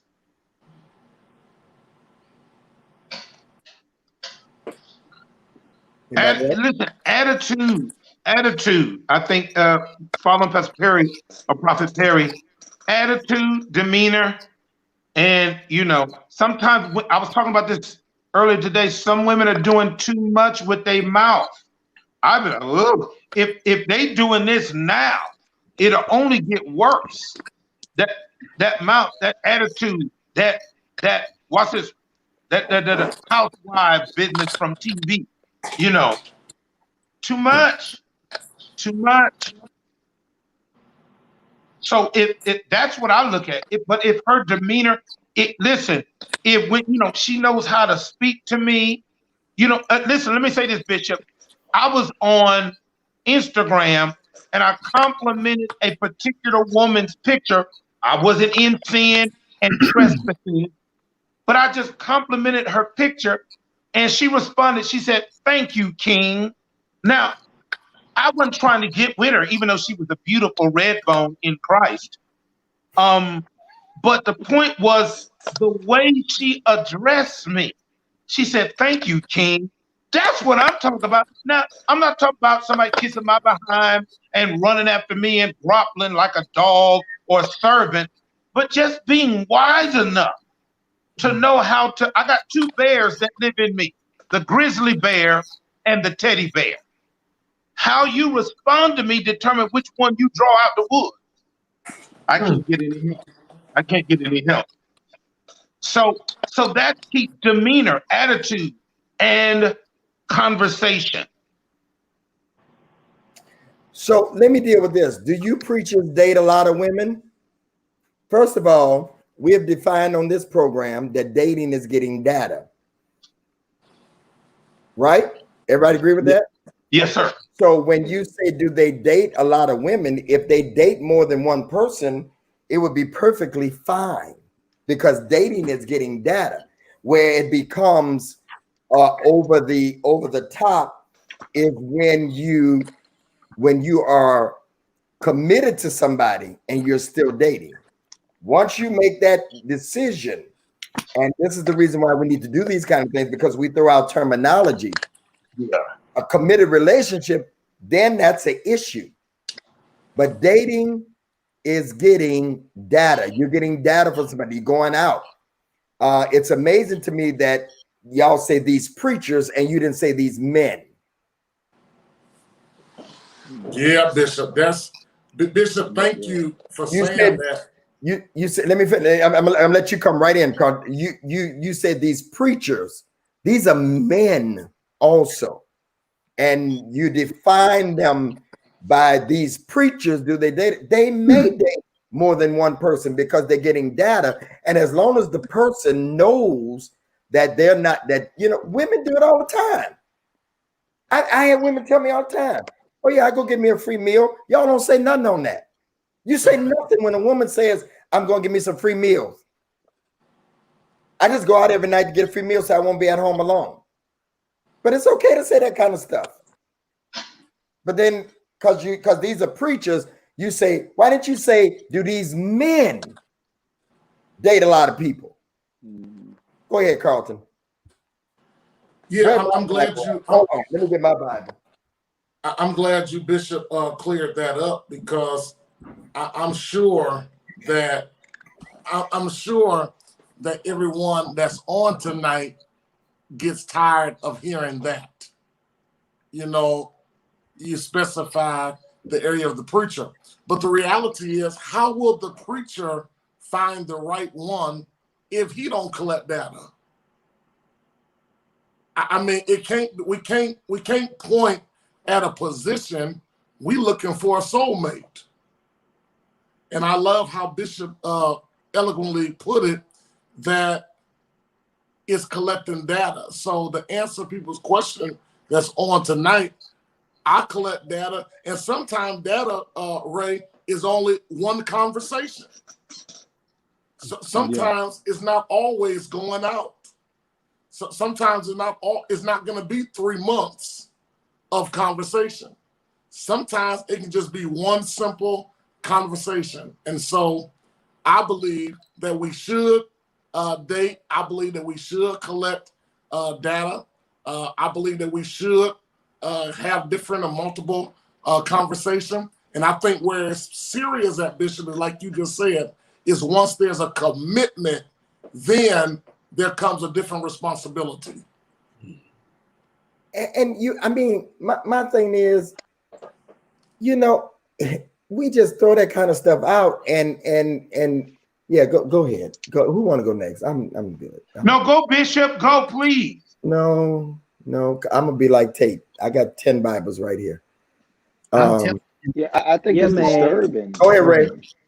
No, like Harry was getting ready to say the words out of my mouth. It's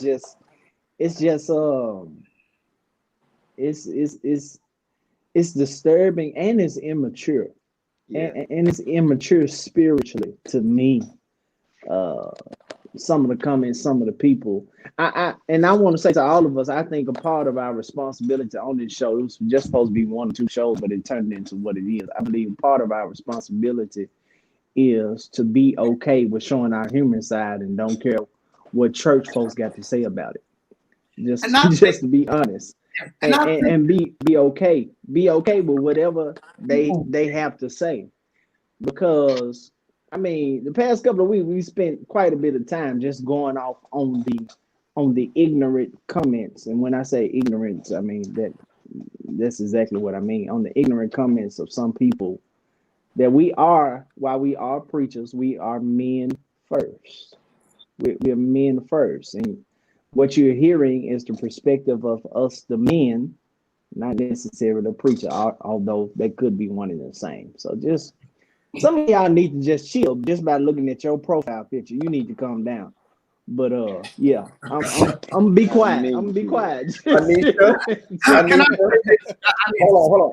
Anisha, because you're my friend, I'm gonna say this to you. This is not billed as a preacher's men's. It's billed as a men's edition who just happen to be preachers. Yeah. Okay, can I say this, Bishop, and to add on to what Pastor Ray said? You know, I got my word tonight, so I'm in a different vein. I think what one of the issues that is killing each of you all that are watching us tonight is that you all are sitting at your house saying, why they're dating? And you saying, why, how many women are they dating? Because so long you have heard people tell you, like they have told us, the Lord is going to send you a wife. Let the Lord send her. Let the Lord send her. When I read this word, it says, he who findeth a wife. Now, in other words, we don't supposed to be waiting on the Lord because for the ones, those of us that are preachers on here, we thought we was with the one the Lord sent. Yes, sir. We thought that was the one who the Lord sent to us. So that's why we have to date, to get data and understand, to find the individual that fits our future and fit us. You know, I gotta find somebody that's tailor-made for me, because if you ain't tailor-made for me, you won't be able to hold the capacity of what God has put in me. So you know, all of that, the Lord gonna send you. Come on, we done all thought the Lord sent us the individual who we married. Yeah. Because if we didn't, we wouldn't have married them. Nobody gets married to get divorced. Right. Nobody. I wonder if the comments would be different if we was a bunch of mechanics. Would they be saying the same thing, you know, with, you know, why want these mechanics? Because it's the subject matter, you know.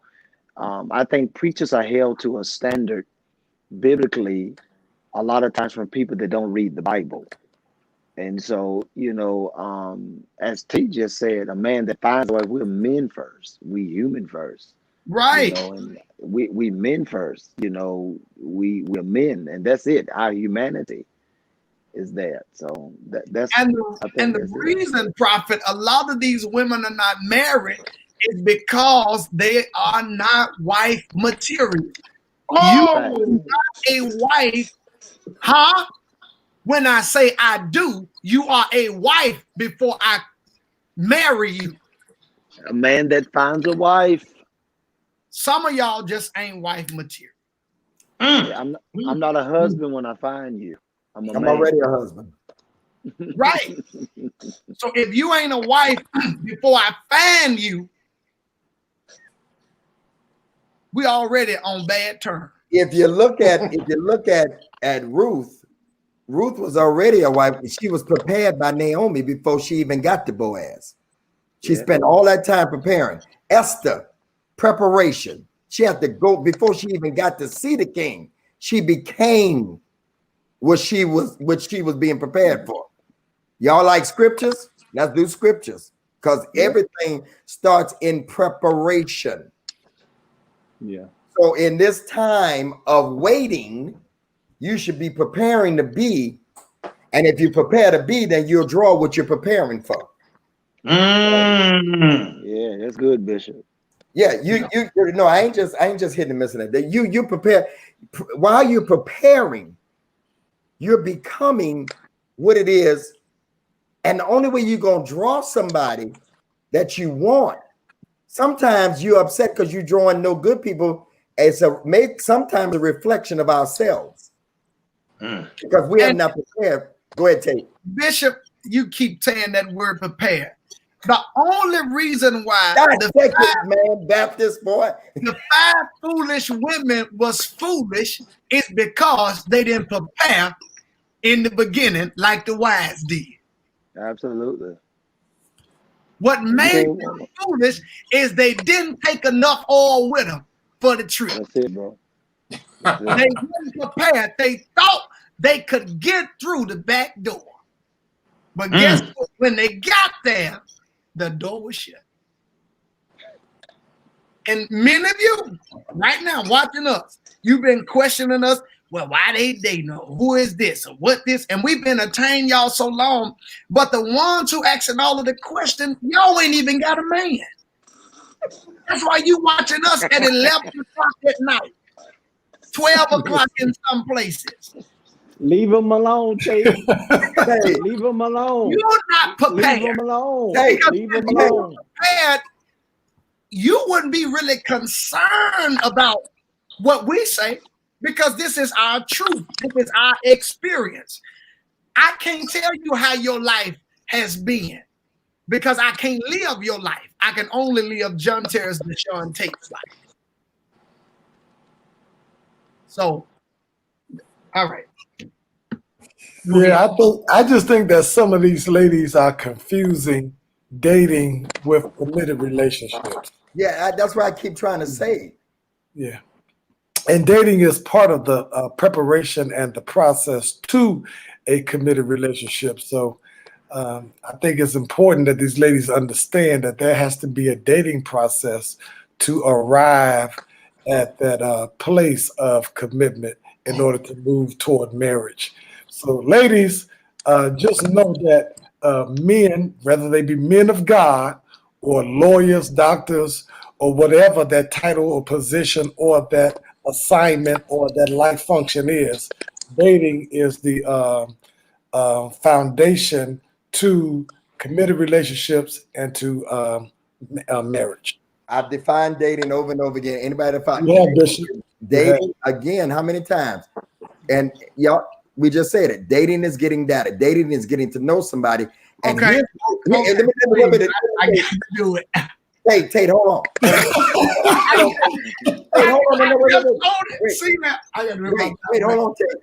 Deshaun Jones been saying a whole lot tonight on this comment section. Don't mess with it. That's my armor bearer. He been saying a whole I'm lot. about to get your armor bearer. I'm going to get him. But God I'm about to get him. brother, He's doing it on purpose, y'all. He's doing it on purpose. He's trying to get y'all riled up. he was been doing just a whole on our lot of first show. talking, Bishop. You better get him. He's doing it on. He's trying to get y'all to. He likes that. He likes that. Bishop. Hold That on. was the one that was on the first show with us, right? Yeah. He just mad because he got kicked off the alley. It's okay, brother. It's all right. He can handle it. Listen, y'all. Let me say this. This is the issue. Dating is getting data. Dating is not a committed relationship. You can date as many people that you want to date as long as you don't have a commitment. Y'all listening? But here's the issue. The problem with most people have is that y'all don't like when the data that is collected is not accepted. Right. Don't get mad because everybody don't fit. Don't get upset because the data don't compute. And that's where the issue be. Thank y'all. I'm glad, even though Tate's saying all that stuff, they still giving. So thank y'all so much. Bishop, anyone that's been in management and had to hire, no matter how many applications come in, there's no way you can hire everyone. That's what you're doing during an interview. You're collecting data. And it is not so much that you are a bad person. It's just that you are not compatible with the person that you are in communication with. And I think a lot of times people think that when it don't work, they just feel like there got to be something wrong with me. There may not be nothing wrong with you. It just didn't fit. It might just not be a good fit for Broderick. You may be too dry for Broderick. He's an exciting guy. He wants to crack jokes all day. You can't be mad with somebody you don't really know. You can't be with Tate and don't want to go to church. It's not going to work. So it's not that you are bad or a cruel person. It's just not good for Frank. Yeah, but I don't know how you're gonna get upset at somebody that you're just getting to know. I've seen that happen. They get mad. How you gonna get mad at somebody because they didn't like the data?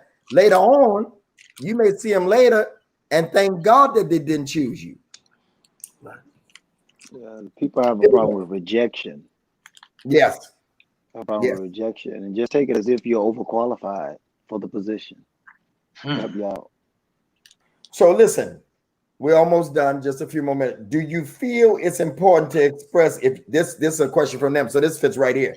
Do you feel it's important to express if you are uninterested in someone if they shoot their shot? I do. It doesn't hurt to say I'm sorry. This is an actual statement from a woman. I'm uninterested or I'm not dating right now. It's a sign of respect for the other person's time. But you got to be willing, like Perry just said, to accept the thing that I'm not interested at this time. And that's where we get mad at. That's true. Just because both of you are good people doesn't mean you're good together. I say that all the time. That's true. That's true. Jesus, this is a letter. I'm blocking y'all. Hold on. I can't read it. Somebody else can get that. Okay, so wait a minute, one more.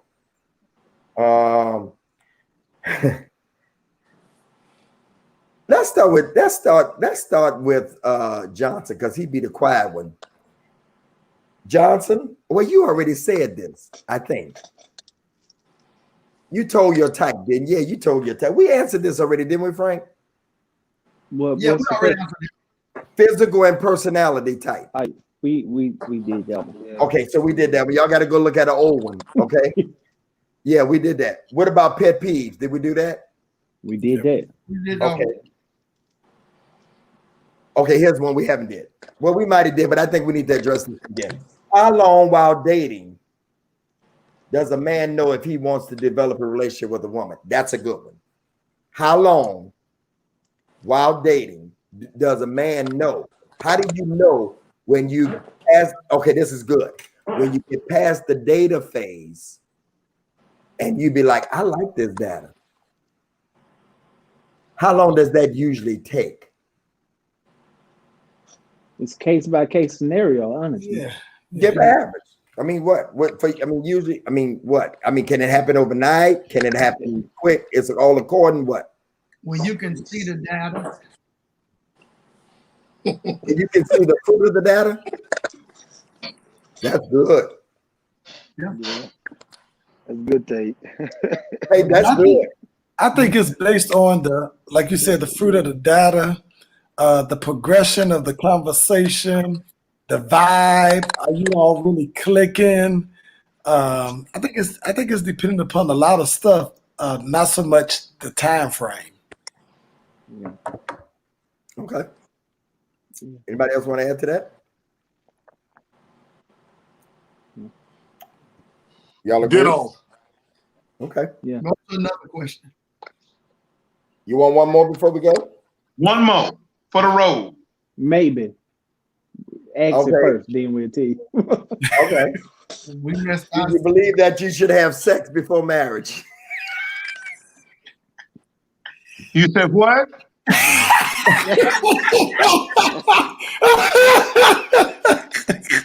Now, hold on. I've had this conversation.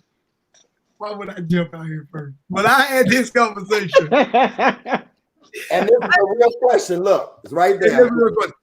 I had this conversation with an individual, and they said, I need to know if me and this person have a sexual connection. Chemistry. Yes, chemistry, connection.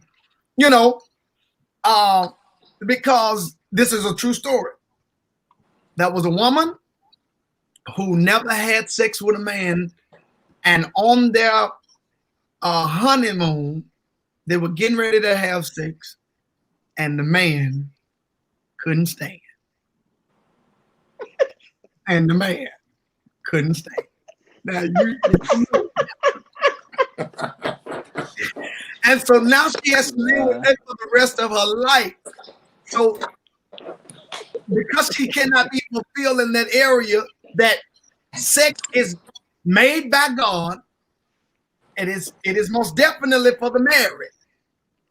What does she do now? Does she walk away or does she stay? What happens? So the whole thing what the individual was saying to me, they need, now this is not me, people. Listen to me. This is what the individual said to me. That they need to test it before, they commit to that or whatever the case may be. They want y'all to offer them what everybody else offering.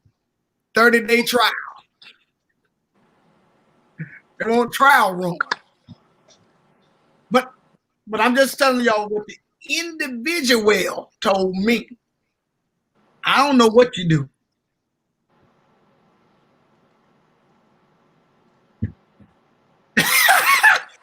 Y'all are quiet on this question. Let me go to the word. Okay. I don't know if Bishop's audience is ready for my response, honestly. So I don't. This all Hey, about- Frank, I'm not ready for your response. I don't.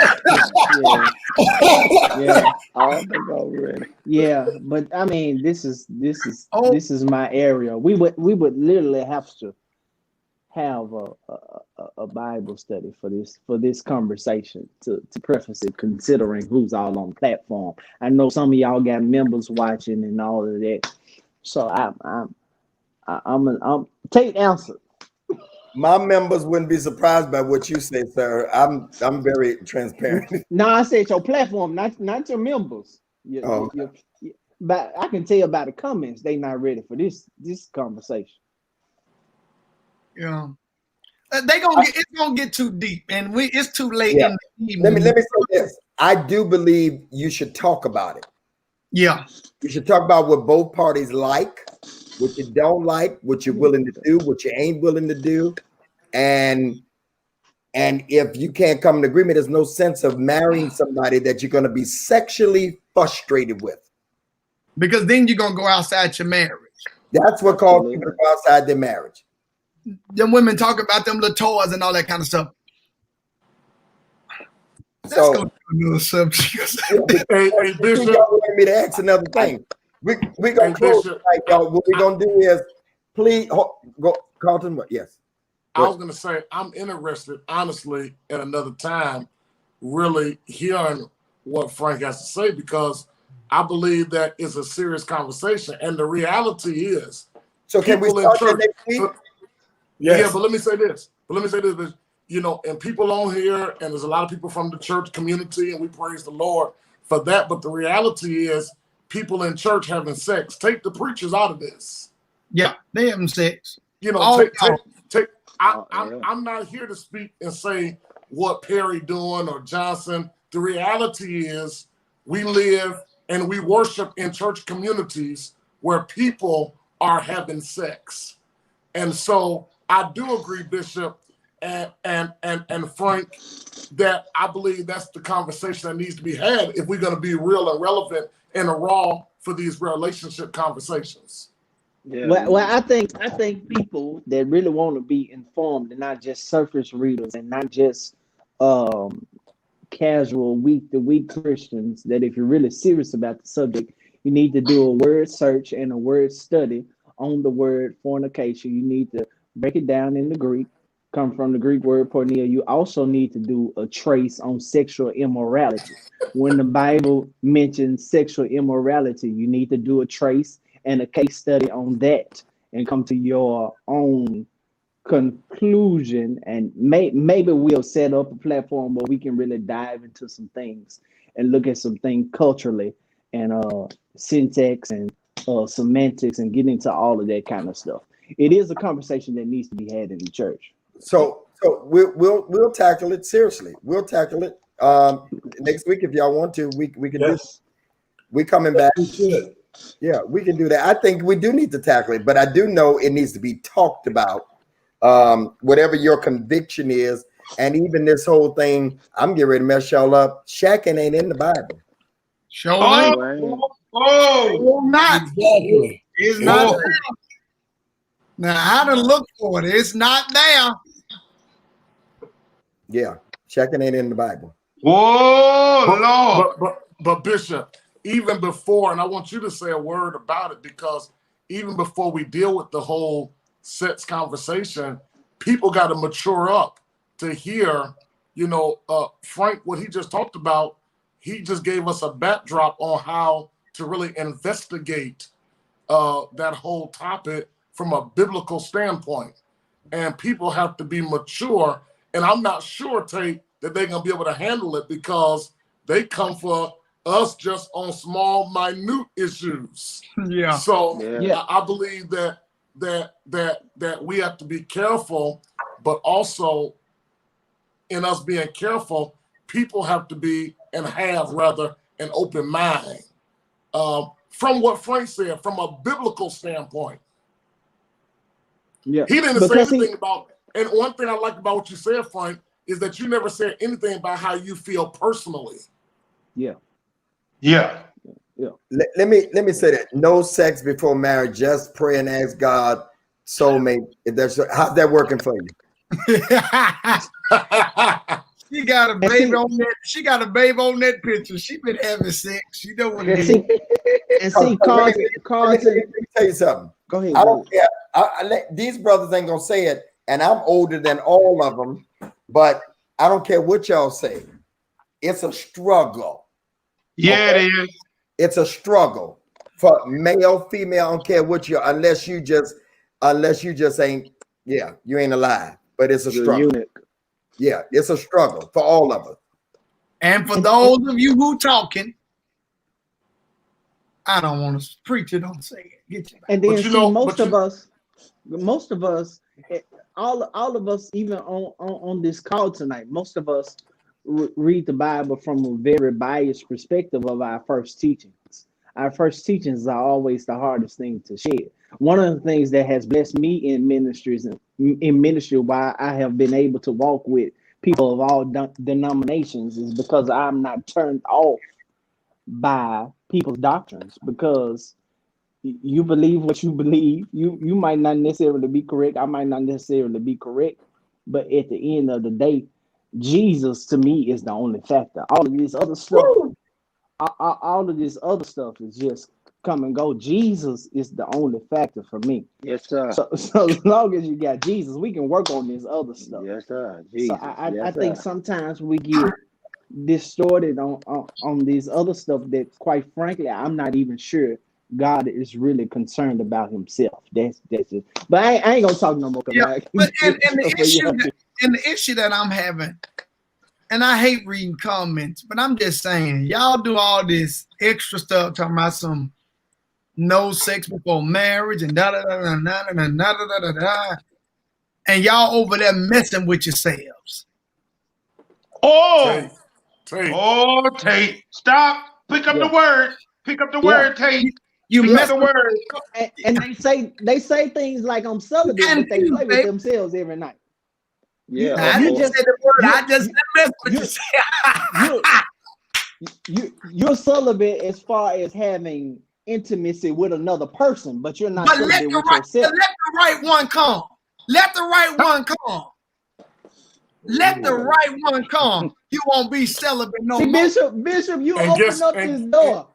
Our number just went back up. You open up this door. Hey, Tate, it's easy to say no if you don't have no opportunity. Come on, man. Let the right one show you a good time. And the one you've been wanting for a long time before you were celibate. Yeah. So to be clear, Bishop, and I know we're gonna talk about this next week. We are not advocating sex before marriage. We are not. What we're saying is, let's be honest about the struggle. Let's be honest about the struggle. And let's dig deeper than just what religion have made us puff up in pride. What did y'all give him? I can't tell all the truth I want to tell. What did y'all give him? But you know what? I like what you're saying, Rice. The reality is we're not giving the green light for sex, but we're not giving the green light for lying. Come not on. giving the green light, for gossiping. So Right. we can't just pick out just the sex factor, but you can lie through the whole relationship. Anisha, that is a good statement. It's not about judging people's choices, but about doing what's best for you and your soul. That's good. Yeah. Now that's Yeah. good. That's good. Let's end it right there. So listen, thank y'all so much. I need everybody that would. I really want to be a blessing to these brothers on tonight. Some of you already sold. At the bottom is the Cash App, Greg Davis 6862. Many of you, let me tell you what the statements has been that people that have sold, y'all.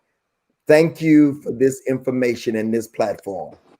I mean, they're learning, and I get stuff all week long like y'all do. Y'all get other stuff, but I get good comments from people. Greg Davis 6862. The Zelle is gregdavishow@gmail.com.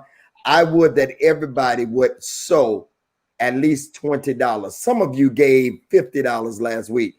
And these brothers will tell you before the morning comes, I send Yes, you do. Thank you, Bishop. Thank you. Little Starbucks money. But I want to buy him a steak because Pastor Lynch was cooking steaks yesterday. Oh, wow. For his people. 200 of them. My God. There's the information right there. If you'll sow $20, just put 20, put it up there. I'll sow 20. If y'all will do that tonight, the information is there. If you'll do that, say I'm sowing. Pastor Lynch, you want to come with announcements? All right, real quick. There's somebody that said earlier, and you left the statement on the page on the screen for a while. That said, I don't know any of these guys. That's hold on. Tell me, I need a seat for being here. Y'all, come on. Black, go ahead. Wanda, what's your cash app? I'm finna send you something right now. What's your cash app, Wanda? Finna send you something. Go ahead. Go ahead, Carl. All right. A lady said earlier that she don't know none of the people that's on, and that's all right. Maybe she's just not familiar. So we didn't know. I was about to say that, Bishop, but I don't want to say. So let's just take a moment tonight in our closing remarks. Let's just say who we are, where we pastor. They may want to follow, and I encourage everyone on to follow every one of these panelists, every one of these guests tonight. So let's just take a moment, a minute and a half or so apiece, and just tell all of these followers and continue to share while you're sowing tonight. Let's let them know who you are. Let's start with our prophet. Every panel have to have a prophet. And let me say this, prophet, I enjoyed you all's panel last night. It was incredible. Oh, thank you. Thank you. My name is Prophet Orion Perry. I am out of North Carolina. I'm the senior pastor of a church called the House of Mandate in a little big city called Roanoke Rapids, right here in North Carolina. And again, thank you, Bishop, and even Carlton for what y'all are doing, and the fellas. Enjoying you all. Bless you. Broderick, I'm going to call you the apostle tonight. Whoa. Yeah,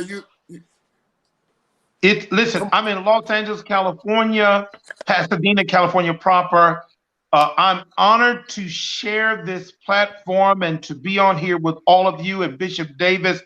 I'm so grateful for this opportunity and glad to add some levity as well as some experience. And I want to say thank you for your kindness in sowing back into me. I'm grateful, I'm honored, and I promise you, I'm learning. Bless you. Pastor Jay. Yes, Pastor Jay, Pastor Herbert Johnson, Palaca, Florida. And I'm grateful for the opportunity to serve with my brothers on this panel. And I look forward to, especially next week. So I agree with Frank Ray, so we can learn how to look beyond our social lenses as it relates to what we think we understand about premarital sex and some of the other topics we've been discussing. Good. Go on Frank to Ray the third. Frank Ray III is my name. I'm here in Memphis, Tennessee, serving alongside my grandfather, Dr. Frank Ray Sr., at New Salem Missionary Baptist Church where the spirit meets the soul, 2237 South Parkway East, Memphis, Tennessee, 38114. We stream live every Sunday at 9:30. And I got a couple of other things going. I'm very versatile. Got Frank the Foodie, one of my food page that you can follow. Frankly speaking is something that I'm doing as well. Pastor John Terrius D. Tate. Yes, I am Bishop John Terrius Tate. No, seriously.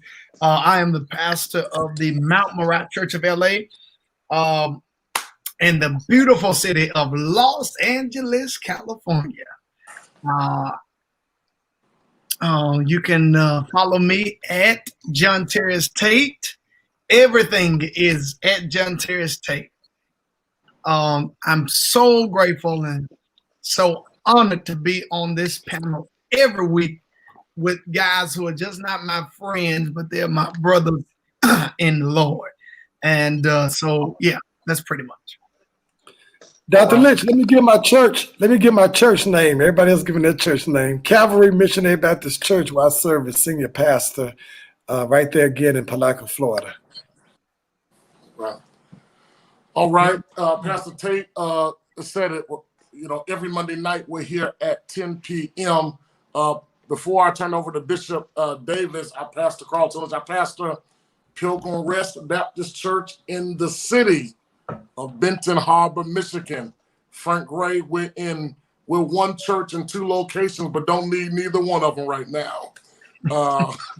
And doing a great work. Again, let me thank Prophet. Let me thank Broderick and Herbert Johnson and Frank Ray the third and Pastor John Terrius Tate, and to our host, none other than Bishop Greg Davis.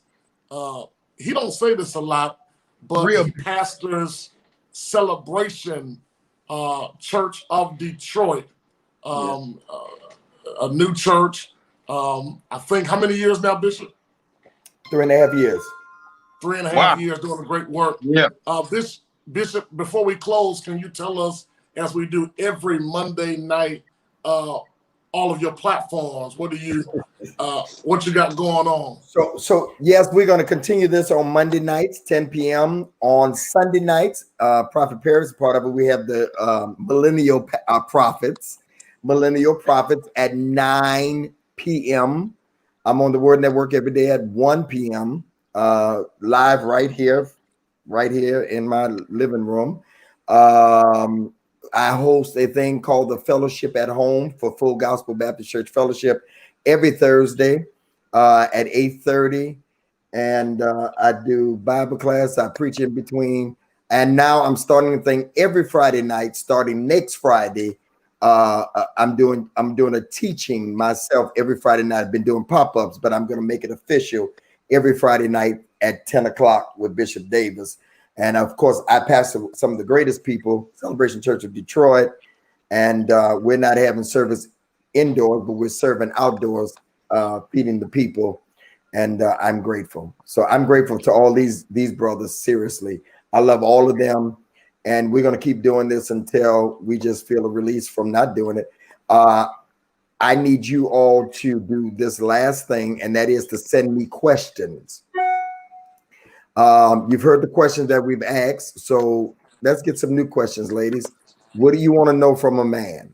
Here's the email address. What do you want to know from a man? There's the email address. Y'all screenshot it. Go ahead. Before we go, Bishop, Heavenly Sent said, can all the men give their ages? Prophet Perry, you don't mind? I mind. You mind? No, I'm 32. 32? Apostle Broderick Rice? 55. Our senior statesman, as John Terrius called him, Dr. Johnson? 45.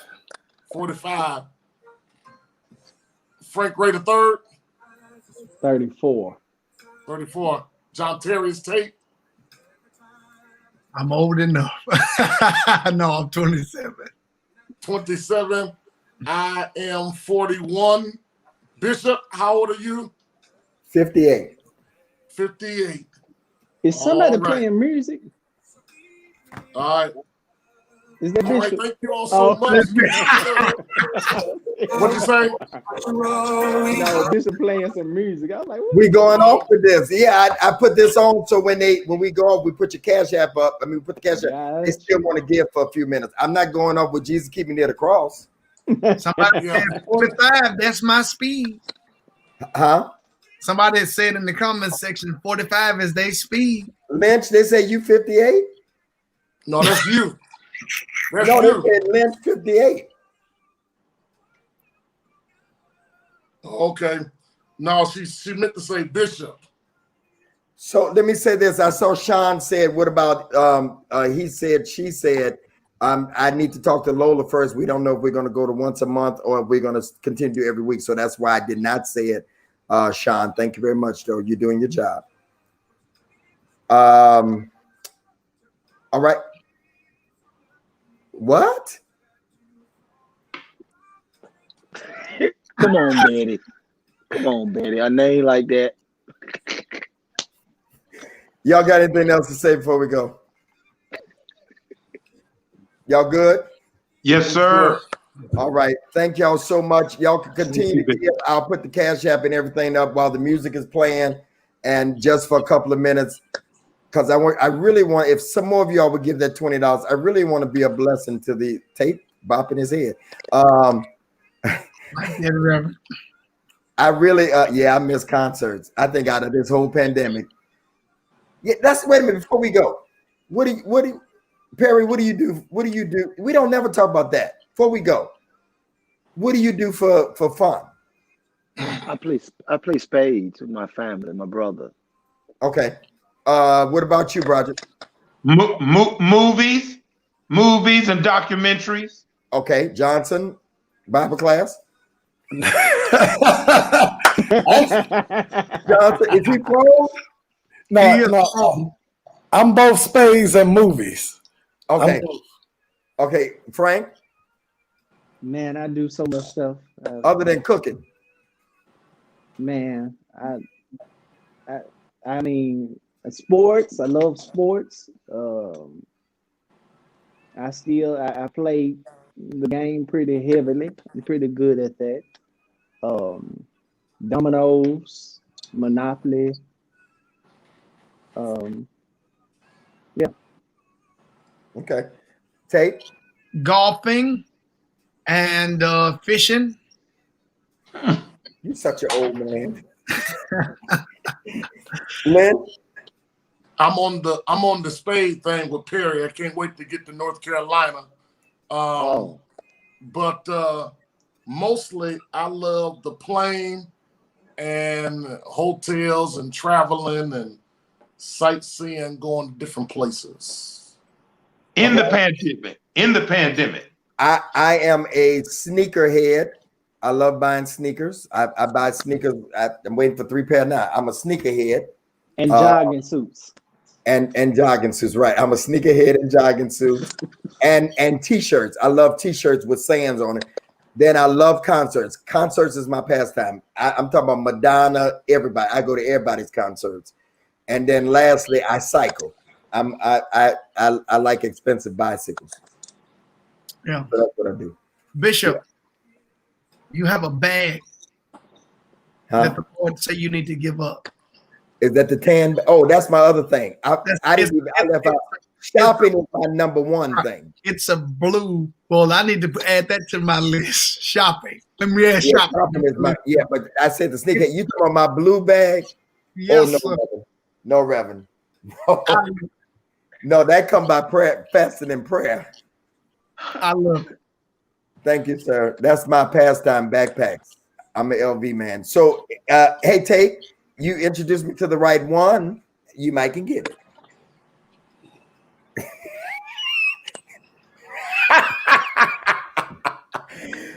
this was good for y'all to say what it is y'all like. That we never talked about that. All right, y'all. It's midnight, 7 minutes after. Peace. Good night, everybody. Peace to y'all. Good night. Good night.